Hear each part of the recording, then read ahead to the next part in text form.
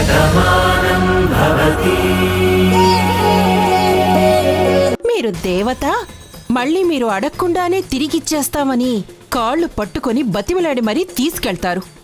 వడ్డీ ఇవ్వమంటే మాత్రం మేమంతనుకోలేదమ్మా అని లెక్కలు చెప్తారు.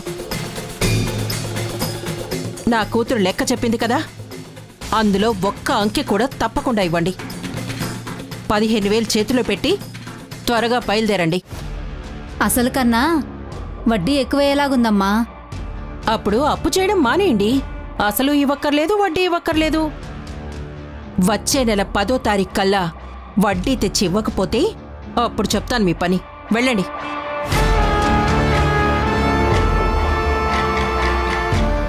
అమ్మయ్యా, అమ్మ చూడలేదు. ఇలా వడ్డీలు తీసుకుంటున్నానని తెలిస్తే ఆవిడ అస్సలు ఊరుకోదు. ఎందుకొచ్చిన కోలా?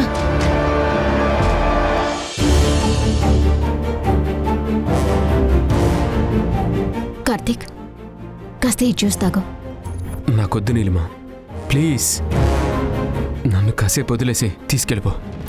ఏంటి కార్తీక్ ఇది? బాను కనిపించటం లేదు, నిజమే. ఆ బాధ నీతో పాటు మాకు కూడా ఉంది. మాకంటే నీకు కొంచెం ఎక్కువగా ఉంటుంది, నేను కాదనను. కాని తను కనిపించట్లేదని, తన జాడ తెలియలేదని ఇలా తిండి నీళ్లు మానేస్తే నువ్వేమైపోతావు? ఒక్కసారి ఆలోచించు. నీకేదైనా జరిగితే మేమిలా తట్టుకోగలం. అది ఆలోచించవా నువ్వు? నాకేదో అవుతుందని ఆలోచించడం లేదు. నా భాను ఏమైందని ఆలోచిస్తున్నాను. తన జాడ ఎందుకు దొరకలేదని నేను బాధపడుతున్నాను. తను ఎక్కడున్నా క్షేమంగా ఉండాలన్న ఒక్క ఆశ తప్ప ఇంకే ఆలోచన లేదు. కానీ ఇప్పటిదాకా భాను కనీసం ఒక్క ఫోన్ కూడా చేయలేదు. తను ఎలాంటి పరిస్థితిలో ఉందో తలుచుకుంటేనే నాకు భయంగా ఉంది. అవన్నీ నీకెందుకు అర్థం కావట్లేదు నీలిమా? చూడు కార్తీక్, మనస్ఫూర్తిగా ప్రేమించిన వాళ్ళు దూరంగా ఉంటే ఆ బాధ ఎంతగా ఉంటుందో నాకు బాగా తెలుసు. కానీ ఒక్కటి గుర్తుపెట్టుకో, బాను నీకు జీవితం కావచ్చు. నిన్నిష్టపడే వాళ్ళు, నిన్ను అభిమానించే వాళ్ళ మేమందరం కూడా ఉన్నాం కార్తీక్. ఆ విషయం కూడా తెలుసుకో. అందుకే మేమంతా నీ గురించి ఆలోచిస్తున్నాం. ప్లీజ్ మా గురించి కూడా నువ్వు అర్థం చేసుకో. చూడు నీలిమా, నా భాను కనిపించే వరకు నేను ఎవరి గురించి ఆలోచించలేను. కేవలం భాను గురించి మాత్రమే ఆలోచిస్తాను. తను ఎక్కడుందో ఎలా తీసుకురావాలా అనే ఆలోచిస్తాను. ఏ పరిస్థితిలో ఉందా అని మాత్రమే ఆలోచిస్తాను. తనకేమీ కాకూడదని మాత్రమే ఆలోచిస్తాను. అంతకు మించి నేను ఇంకేమీ ఆలోచించను, ఎవరి గురించి ఆలోచించలేను. నువ్విక్కడ ఉంటేనే కదా నేను ఎలా ఉంటానో అని నీకు బాధగా ఉంటుంది, భయంగా ఉంటుంది. నువ్వు కూడా ఇక్కడి నుంచి వెళ్ళిపో. నన్ను ఒంటరిగా వదిలేసే. నా భాను కనిపించాక తనని తీసుకొని నేను ఇంటికి వస్తాను. అంతవరకు నువ్వు ఇంటికి వెళ్ళి అమ్మకు సాయంగా ఉండు. దయచేసి నువ్వు ఇక్కడి నుంచి వెళ్ళిపో. కుదరదు కార్తీక్, నిన్ను ఒంటరిగా వదిలేసి నేనెలా వెళ్తాను? నువ్వు నా ఫ్రెండ్వి. నువ్వెప్పుడు సంతోషంగా ఉండాలని కోరుకునే మనిషిని నేను. నువ్విలా బాధలో ఉండగా నిన్ను ఒంటరిగా వదిలేసి నేను వెళ్ళిపోతానని నువ్వెలా అనుకున్నావు? నువ్వు నన్ను ఎన్ని తిట్టినా, నా మీద ఎంత కోపాన్ని పెంచుకున్నా నేను మాత్రం నిన్ను వదిలిపెట్టే ప్రసక్తే లేదు. సరే, నువ్వు ఇక్కడే ఉంటాను అంటున్నావు కదా, నేను కూడా ఇక్కడే ఉంటాను, ఎక్కడికి వెళ్ళను. బాబుగారు, ఒకసారి బయటకు వస్తారా? ఎందుకమ్మా? చిన్న పనుంది బాబుగారు, త్వరగా రండి.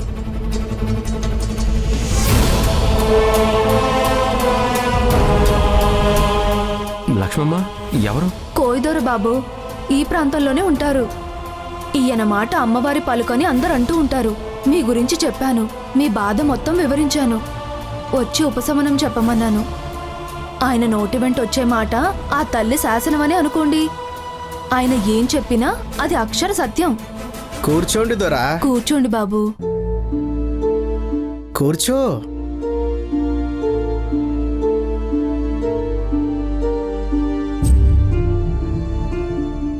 కుర్రోహ కుర్రు, కుర్రోహ కుర్రు.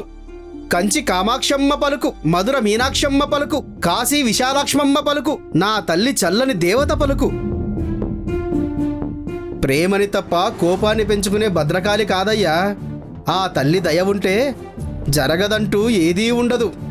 అడవిని కాపలా కాసే అడవి తల్లి.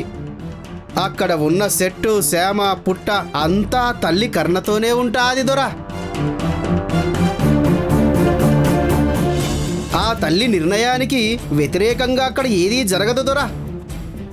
పెట్ట పిల్లల్ని కంటికి రెప్పలాగా కాపాడుకున్నట్టు కడుపున పుట్టిన పిల్లల్ని తల్లి ఎలా చూసుకుంటాదో ఆ అడవిలో వెళ్ళే పిల్లల్ని ఆ అడవి తల్లి అంత ప్రేమగా చూసుకుంటాది. ఆ తల్లి దయ ఉన్నంత వరకు నీ ఇంటి ఇల్లాలకి ఏమీ కాదు దొరా. నువ్వు భయపడవలసిన అవసరం లేదు. మీ మాట నిజం అవుతుందా? నా భాను అదే అడవిలో మిస్ అయింది. తన గురించి ఎంత వెతికినా మాకు కనిపించలేదు. తను ఎక్కడున్నా క్షేమంగానే ఉంది కదా? ఒక్కసారి అమ్మవారిని అడిగి చెప్తారా? కుర్రోహ కుర్రు కుర్రోహ కుర్రు కుర్రోహ కుర్రు. ఇది నేను చెబుతున్న మాటలు కాదు దొరా, ఆ ఎమ్మే నాతో పలికిస్తున్న మాటలు. అమ్మని వేడుకొని వచ్చావు. నువ్వు ఎంత బాధపడుతున్నావో ఈ తల్లి నాకు వివరంగా చెప్పింది. భార్యని ప్రాణంగా ప్రేమించి ఆ తల్లి నీకు దూరమైనందుకు నువ్వు ఎంత కుమిలిపోతున్నావో ఈమె మాటల్లో నేను విన్నాను దొరా.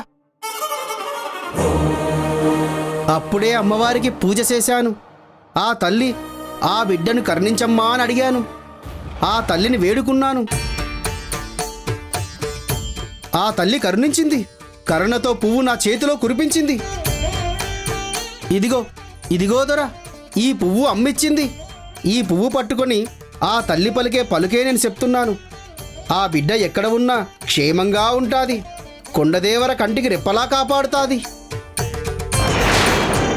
నీకు దూరమైంది అంటే దానికి ఒక కారణం ఉంటుంది తప్ప ఆ తల్లి ఎప్పటికీ మీకు శాశ్వతంగా దూరం కాదు దొరా. మీ ప్రేమ గొప్పది, మీ అభిమానం గొప్పది, మీ ఇద్దరి అనుబంధం చాలా గొప్పది. మిమ్మల్ని విడదీయటం ఏ శత్రువుకి సాధ్యం కాదు.